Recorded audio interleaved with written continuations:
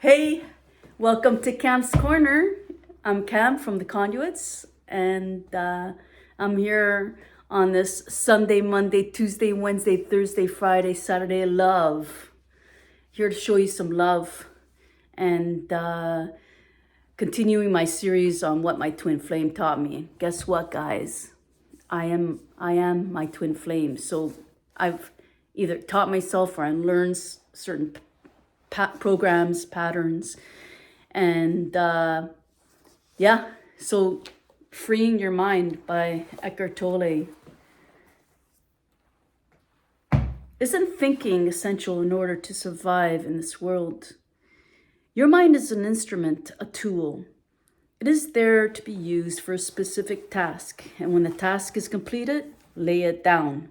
And many of you would know that I use a toolbox, a shiny red toolbox, and I lay it down in there, and when I need it for technical purposes or for solving a problem, I put it back on the mind. The tool, okay? It's not to be used to operate your life with, or identify with, if you will. As it is, I would say about 80 to 90% of most people's thinking is not only repetitive and useless, but because of its dysfunctional and often negative nature, much of it is also harmful. Observe your mind and you will find this to be true. It causes a series of leakage of vital energy. This kind of compulsive thinking is actually an addiction. What characterizes as an addiction? Quite simply this: you no longer feel that you have a choice to stop. It seems stronger than you. It also gives you a false sense of pleasure that invariably turns into pain because you are identified with it, which means that you derive your sense of self from the content of the activity of your mind because you believe that you would cease to be if you stop thinking. As you grow up, you form a mental image of who you are based on your personal and cultural conditioning. We may call this phantom self the ego. It consists of mind activity and can only be kept through going through constant thinking. The term ego means different things to different people, but when I use it, it means a false self created by unconscious identification with the mind. To the ego, the present moment hardly exists. Only past and future are considered important. This total reversal of the truth accounts for the fact that in the ego mode, the mind is so dysfunctional. It is always concerned with keeping the past alive because without it, who are you? It constantly projects itself into the future to ensure its continued survival and to seek some kind of release or fulfillment there. It says, one day when this, that, or the other happens, I'm going to be okay, happy, at peace. Even when the ego seems to be concerned with the present, it is not the present that it sees.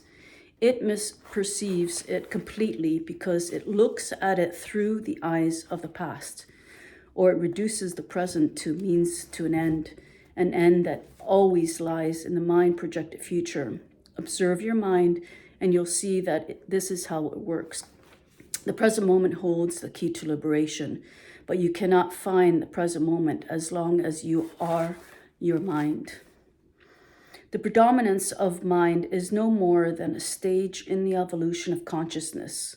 We need to go on to the next stage now as a matter of urgency, otherwise, we will be destroyed by the mind, which has grown into a monster. I will talk about this more in detail later. Thinking and consciousness are not synonymous. Thinking is only a small aspect of consciousness. Thought cannot exist without consciousness, but consciousness does not need thought. Enlightenment means rising above thought, not falling back to the level below thought, the level of an animal or a plant. In the enlightenment state, you still use your thinking mind when needed, but in a much more focused and effective way than before. You use it mostly for practical purposes, but you're free of the voluntary internal dialogue, and there is inner stillness. When you do use your mind, and particularly when a creative solution is needed, you oscillate every few minutes or so between thought and stillness, between mind and no mind. No mind is consciousness without thought.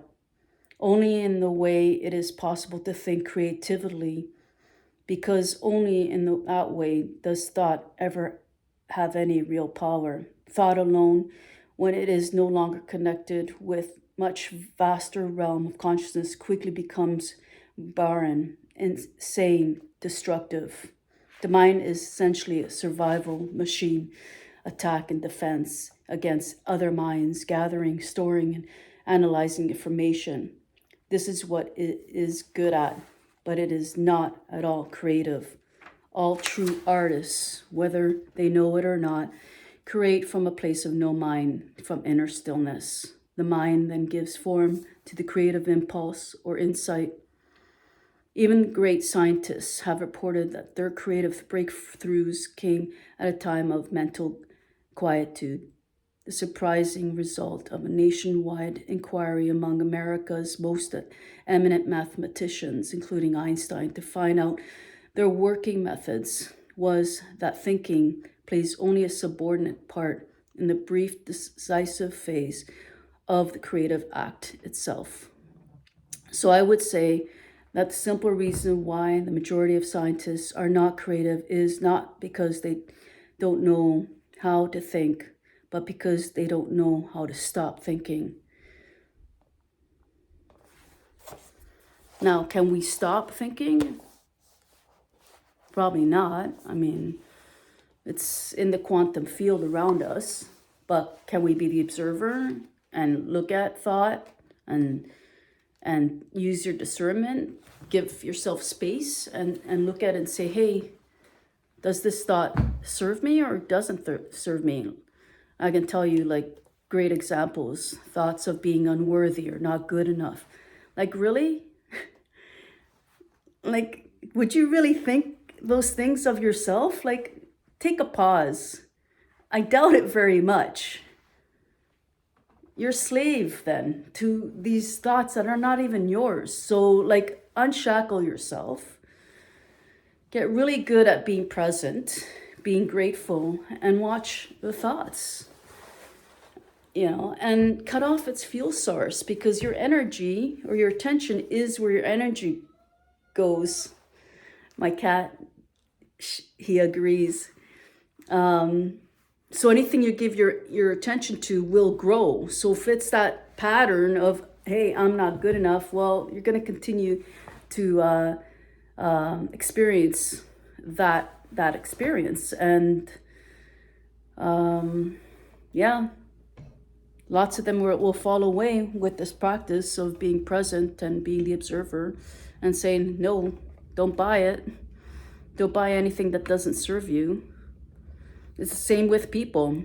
If you're being treated unkindly, like, hey, put a stop to it. There's a couple of things you can do. You either are going to have to accept that the other person's operating from their level of consciousness. You'll leave the situation, or you make some changes and you stand up for yourself and say, hey, this is not acceptable. So anyway, The Power of Now, go ahead, read it. Like, if you're in a lot of pain, I'm telling you, this book is going to change your life.